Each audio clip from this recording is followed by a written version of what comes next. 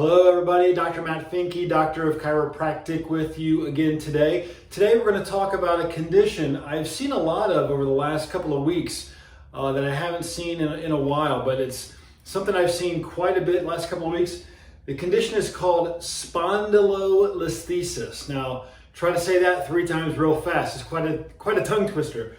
But spondylolisthesis, basically what a spondylolisthesis is, or sometimes it's just abbreviated as spondy, is a slippage of the vertebra, and it's generally forward. So, for example, if this were a lower back vertebra here, and here's the part called the spinous process that comes out, that's the bump out of your back. Normally, these bones line up on top of each other just like this. In a spondylolisthesis, what happens is one bone compared to the other has slipped forward. So when you look at the relationship between these two bones, that one is shifted forward. Let me show you some pictures and an x-ray so you can see this more clearly. So here are some illustrations of spondylolisthesis. One of the things that when you are looking at a spondylolisthesis, there's a grading system comparing normal up to a grade 4 spondylolisthesis. You see in the top left corner, the normal spine, how the vertebrae line up from top to bottom. Second from the left in the top middle, a grade 1, which says that there's a less than 25% slippage forward. Grade 2 showing between 25 and 50%. You can see the difference between a grade 1 and a 2. Let me zoom in here. You see how that's moving forward on that grade 2. And then when you get down to a grade 3 and a grade 4, obviously more severe, these are usually the grades and the conditions that require surgical intervention.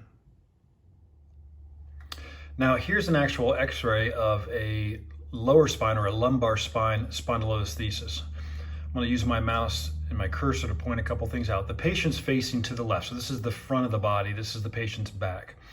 And if you look right here, you can see the relationship between these two bones. So if you look at the front here, you can see how the bottom bone, which was L5, is going backwards. So the rest of these bones have shifted forward. And you can also see the relationship in this area here. So let me zoom in a little bit. And again, this is an L4-5 spondylolisthesis on x-ray. Now, the concerns with a spondy or a spondylolisthesis from a symptom standpoint, generally speaking, a spondylolisthesis is going to cause some general localized lower back pain. And the reason is as that bone is moving forward, what it does is it puts stress on the joints on the backside called the facet joints, and that can cause pain and discomfort, inflammation down in the lower back. It also puts stress on the disc, which could lead to faster degenerative disc disease. If it slips far enough forward, it can actually close up the holes that the nerves exit to on the side, and sometimes even more severe, close down the spinal canal and cause compression on the nerves in the central canal. And that can lead to sciatica pain down the legs. It could lead to numbness or weakness in the legs, and it can also lead to a more severe symptom called cauda equina syndrome, which is when you lose control of your bladder and your bowel function, which is an emergency situation. Generally speaking, there are a couple of main causes to a spondylolisthesis. The most common cause is when there is either a congenital non-union, meaning that when you're born, the bones did not fuse together, or it could be a traumatic fracture to a part of the bone called the pars interarticularis, which is this area right here. Typically, it happens on both sides. So where my fingers are right there, if those bones are not fused together, or if they're broken in an accident, most commonly seen in athletic injuries where the athlete is extended backwards and a compressive force happens. Gymnastics and football are the most common sports that we see this injury.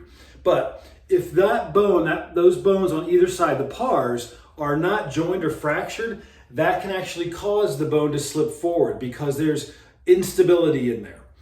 The other common way that a spondylolisthesis manifests is when the joints on the backside, the facet joints, over time becomes severely degenerative and severely arthritic. And as those joints wear out, that can actually cause the bone to slip forward as well. Now, once a proper diagnosis is made and the proper reason behind a spondylolisthesis is identified, then it's a matter of treatment options.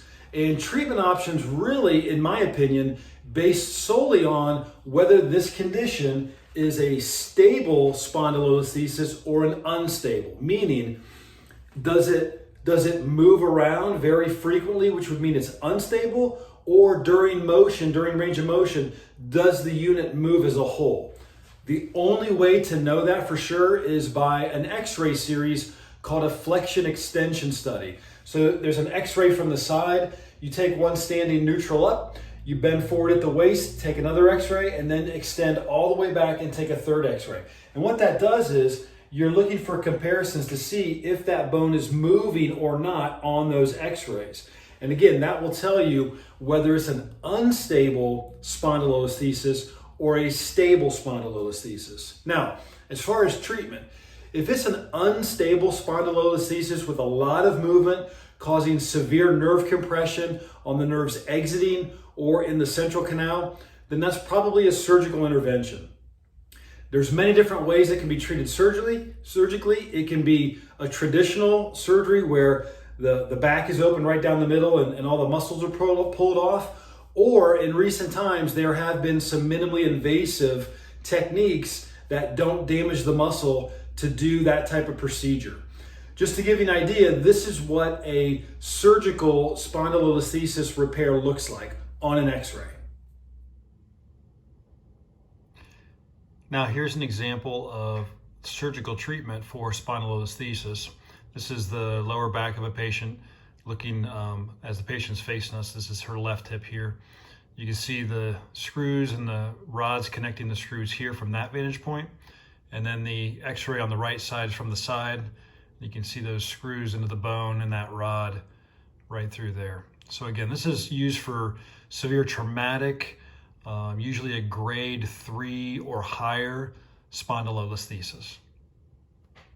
Now, more conservative treatment measures for spondylolisthesis could include physical therapy or home exercises, really focusing on strengthening the core muscles. And obviously, in chiropractic, we can help manage a spondylolisthesis as well. Not necessarily correct it, but we can manage the symptoms around it, and we can make sure that that joint is in a healthy position.